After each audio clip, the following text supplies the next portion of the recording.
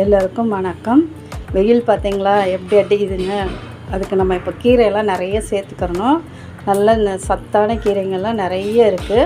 அதெல்லாம் இன்றைக்கி சிறுகீரை பருப்பு சேர்த்து ஒரு குழம்பு, பருப்பு குழம்பு, சிறுகீரை பருப்பு குழம்பு எப்படி செய்யறதுன்னு பார்க்கலாம். அதுக்கு ஒரு கட்டு சிறுகீரை நான் வாங்கி ஆஞ்சு நல்லா கழுவி கட் பண்ணி வச்சுருக்கேன்.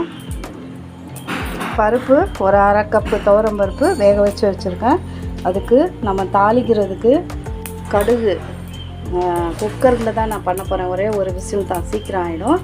ஆஃபீஸ் போகிறவங்களுக்கும் ரொம்ப சீக்கிரம் ஆகிடும், அதனால் இது வச்சுருக்கேன். கடுகு எண்ணெய் ஊற்றி கடுகு போட்டுக்கோங்க. அப்புறம் வெந்தயம் ஒரு 1/4 ஸ்பூனு, ஜீரகம் ஒரு அரை ஸ்பூன் போட்டுக்கோங்க. அது வெடித்த உடனே பாருங்கள், இதில் ஒரு சின்ன சைஸ் வெங்காயம், சாம்பார் வெங்காயம் சேர்த்துக்கலாம். சாம்பார் வெங்காயம் சேர்த்தா ஒரு 5 வெங்காயம் சேர்த்துக்கோங்க. ஒரு 2 பல்லு பூண்டு, ஒரு பச்சை மிளகாய் அரிஞ்சு வச்சுருக்கேன். இது வெடிச்சிருச்சுங்க, இது போட்டுடுங்க. இது நல்லா வதக்கிட்டு ஒரு மீடியம் சைஸ் தக்காளி கட் பண்ணி வச்சுருக்கேன், அதையும் சேர்த்துருங்க.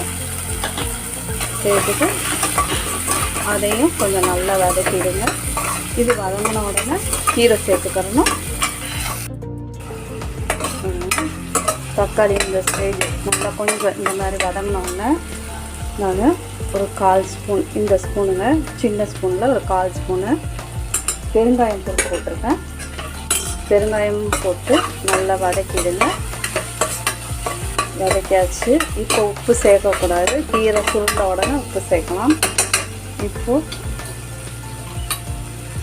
கீரை சேர்த்துருங்க. கட் பண்ணி வச்சுருக்கோம் இல்லைங்களா, அந்த கீரை ஃபுல்லாக சேர்த்துட்டு வதக்கணும். பாருங்கள், போடுறப்ப கீரை குக்கர் ஃபுல்லாக கீரை இருந்தது. இது பார்த்திங்களா சுருண்டுருச்சு. இந்த ஸ்டேஜில் தான் நீங்கள் குழம்பு மிளகாத்தூள் அல்லது சாம்பார் தூள், நான் இது வீட்டில் அரைச்சி வச்சுருக்கேன், நல்ல ஒரு பெரிய ஸ்பூனில் 1 ஸ்பூன் போட்டுட்டேன். அதுக்கப்புறம் இதுக்கு தேவையான உப்பு போடணும். அதுக்கு முன்னாடி பருப்பு சேர்த்துடலாம். ஒரே ஒரு விசில் போதும்.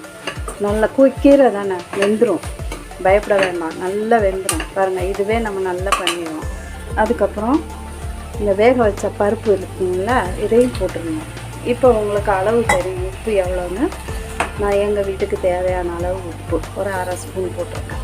அப்புறம் பத்தலைன்னா சேர்த்துக்கலாம், ஒன்றும் பிரச்சனை இல்லை. கூட போச்சுன்னா தான் கஷ்டம், பத்தலைன்னா நம்ம சேர்த்துக்கலாம். இது பாருங்கள், உங்களுக்கு இந்த மாதிரி திக்காக வேணும்னா இந்த மாதிரி வச்சு ஒரே விசில் போடுங்க. இல்லை இன்னும் கொஞ்சம் நல்ல தண்ணி வேணும் உங்களுக்கு அப்படின்னீங்கன்னா இது பாருங்கள், கொஞ்சம் தண்ணி ஊற்றுங்க. ஒரு 1/4 டம்ளர் தண்ணிக்கு கம்மியாக தான் இருக்குது. ஊற்றிட்டு விசில் போட்டு மூடி வச்சுருங்க. குக்கர் மூடி போகிறதுக்கு முன்னாடி இதை பாருங்கள், புளி தண்ணி கெட்டியாக கரைச்சி வச்சுருக்கேன். இந்த ஸ்பூனில் ஒரு அரை ஸ்பூன் அது ஊற்றி அப்புறம் மூடி வைங்க. ஓகேங்களா? பாருங்கள், ஒரே ஒரு விசில் நான் ஸ்டவ்வை ஆஃப் பண்ணிட்டேங்க. ஒரே விசில் பாருங்கள், எடுத்து பார்க்கலாம் எப்படி இருக்குன்னு. இது சூப்பராக வெந்திருக்கு பாருங்கள், நல்லா நைஸாக வெந்துருச்சு பாருங்கள். அது கரண்டியால் எப்படி பண்ணாலே போதும். இந்த டைமில் நீங்கள் உப்பு போட்டுக்கிட்டிங்கன்னா, உப்பு செக் பண்ணிக்கணும். செக் பண்ணி பார்த்துட்டு உப்பு போட்டுக்கோங்க.